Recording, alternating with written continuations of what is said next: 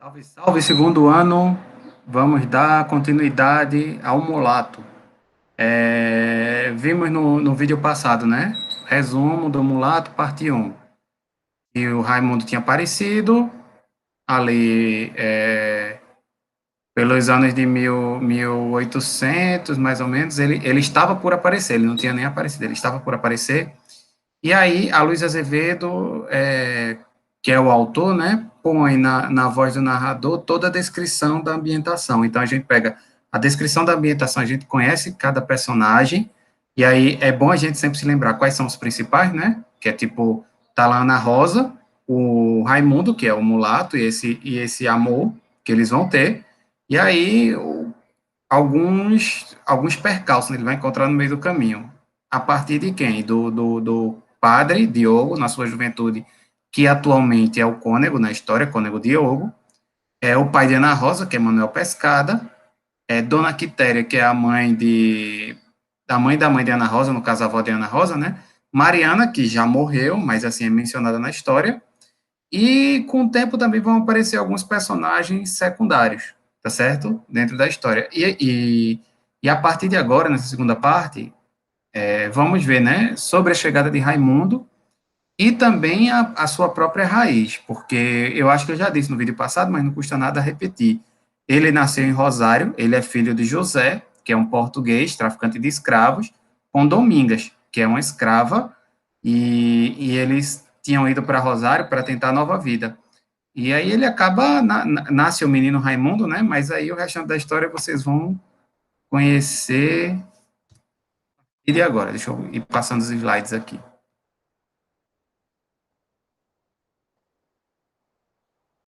Vamos lá.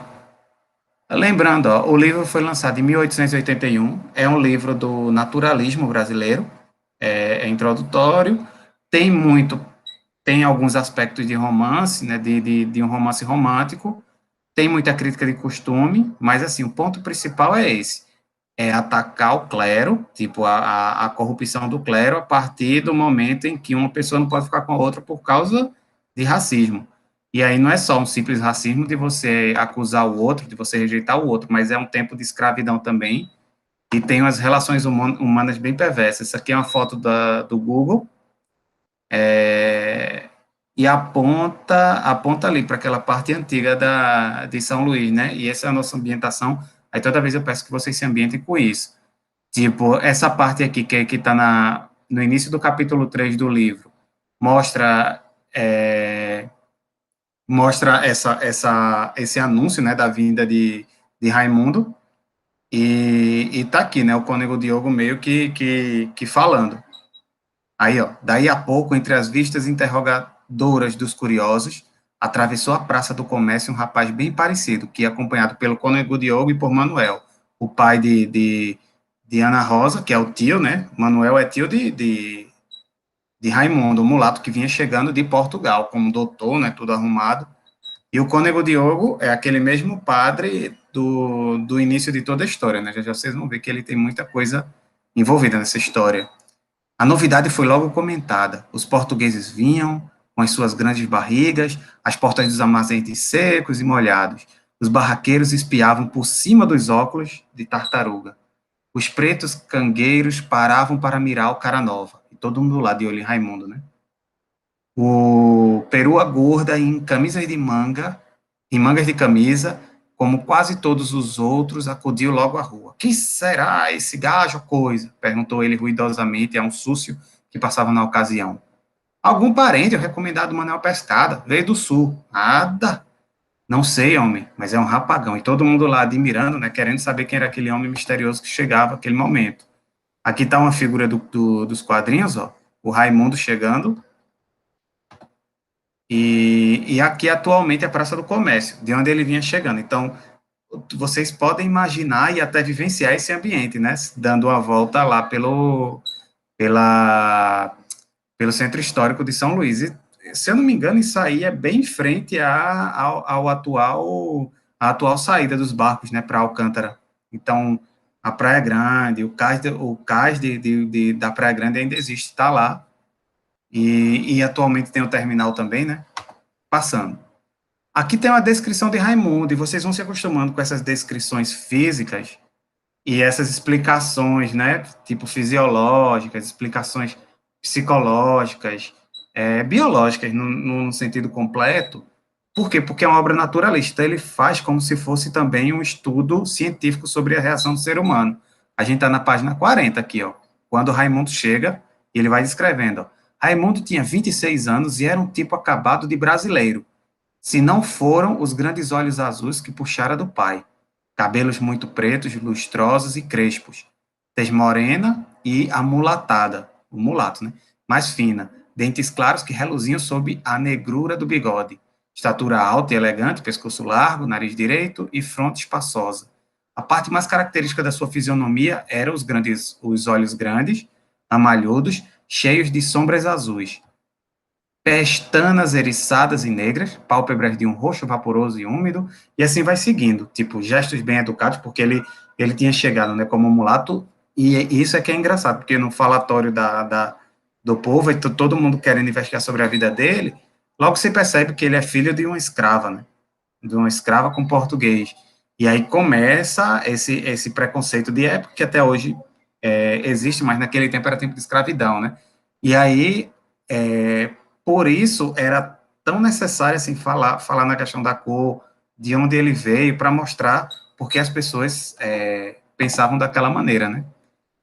A história de Raimundo, gente, mais ou menos uns 20 anos antes da sua volta ao Maranhão, era o que ele foi procurar, né? Porque ele chega como desconhecido, ele também não conhece muito da sua própria história. E aí o povo no falatório às vezes sabe mais da história dele quando ele era pequeno do que ele mesmo. E aí, ó, a história que ele ignorava, que Raimundo ignorava, que ele não sabia, era sabida por quantos conheceram seus parentes no Maranhão. Nasceu na fazenda de escravos na Vila do Rosário, ou seja, nessa região próxima ao campus, né, onde a gente está estudando agora. Muitos anos depois que seu pai, José Pedro da Silva, aí se refugiaram, corrida do Pará, ao grito de Mata Bicudo, nas revoltas de 1831. E aí é que tá, José da Silva, né, o pai dele tinha enriquecido, era um traficante de escravos, e fugiu para não morrer, né, da revolta dos escravos lá. E ele traz consigo, né, Domingas, que era um amante dele, que estava acompanhando naquele momento. E aí é que tá, ainda não existia companhia de vapores e os transportes marítimos, dependiam então de vagarosas barcas a vela e remo, e às vezes puxadas a corda nos igarapés. Foram dar com os ossos no Rosário, na atual cidade de Rosário, eu imagino, né? O contrabandista arranjou-se o melhor que pôde com a escrava que lhe restava, e mais tarde, no lugar denominado São Brás, e essa é a minha curiosidade, gente, será que São Brás ainda existe em Rosário, ou alguma cidade vizinha a Rosário, porque como as cidades foram emancipadas há pouco tempo, no século passado, né, e essa história do século retrasado, então, de repente, São Brás exista, e aí a Luiz Azevedo tirou da cabeça, acho difícil ele ter tirado da cabeça esse nome, talvez exista São Brás. Aí vocês deem uma olhada, deem uma pesquisada e me digam depois no chat lá, ou na próxima aula. E aí ele comprou uma fazenda, arruma um casamento com Dona Quitéria, tipo, não confunda, Dona Quitéria foi a esposa do pai de Raimundo. Raimundo não podia se casar com Domingas, né? Domingas era uma escrava. E naquele tempo isso era inadmissível, assim. Então ele se casa com Dona Quitéria, que foi uma fera, e por ordem dela, né, vários escravos sucumbiram ao relho, ao tronco, à fome, à sede e ao ferro em brasa. Ela tinha esse prazer, né, de torturar os escravos. E também, por outro lado, era devota, era muito cheia de superstições, entoava súplicas à Virgem Santíssima, mãe dos infelizes, né? Quando ela obrigava os escravos a assistirem missa, mesmo todos apanhados, né, tal. E aí é nesse sentido que ela se aproxima do Padre Diogo, aquele mesmo que aparece lá conversando sobre a possível chegada de Raimundo. Então esse Padre Diogo, vocês podem perceber que está em todas, que depois ele se tornou Cônego Diogo, né? E aqui tem mais outras figuras, ó, de tipo, essa aqui é a figura de José, né, o português que veio corrido, e tendo preferência em uma criança, né, tipo, para Dona Quitéria, todos eram escravos, mas para José, não, essa criança, que era Raimundo, tinha uma atenção especial, porque era filho dele, né, e aí que tal, o que é que Dona Quitéria faz? decide torturá-la de maneira bárbara, torturar a Domingas na frente da criança, por ciúme, né? E, e aí que tá, aqui tem algumas figuras, né? A figura do mapa, para a gente se localizar bem, porque por aqui deve estar São Brás, onde o mulato nasceu nessa ficção, porque isso não é história real. Isso aqui é uma foto antiga de Rosário, para a gente se ambientar ainda mais. E aí é que tá, aqui tem a descrição da tortura que Dona Quitéria mandou fazer, né? Contra Domingas. E tudo, a causa era ciúme, né? Vocês podem dar uma pausa e ler para a gente ir passando. Aí o que eu for mostrando, vocês vão nessa parte aqui, né? Quitéria se afasta um pouco, por quê? Porque o José, né, fica indignado com a esposa pela brutalidade e tudo mais, e aí ele vai a São Luís com o filho, tentando salvar a vida do filho, porque ele vê que o filho corre perigo, né, perto de Quitéria, deixa com o irmão mais moço, que é Manuel Pescada, aquele que apareceu, o pai de Ana Rosa, ou seja, Ana Rosa e o mulato, que é Raimundo, eles são primos, e entregou-lhe o pequeno que ficaria sob as vistas do tio até a idade para matricular-se no Colégio de Lisboa. E assim foi feito, né? Ele foi mandado para Lisboa. Feito isso, ele tornou de novo a roça. Quando foi guardar o cavalo, foi chegando silenciosamente na fazenda, ele percebe que a mulher estava lá com o padre, à noite, trancada no quarto, e aí fazendo tudo que a imaginação permite, né, das pessoas. É o que acontece? Uma cena de feminicídio.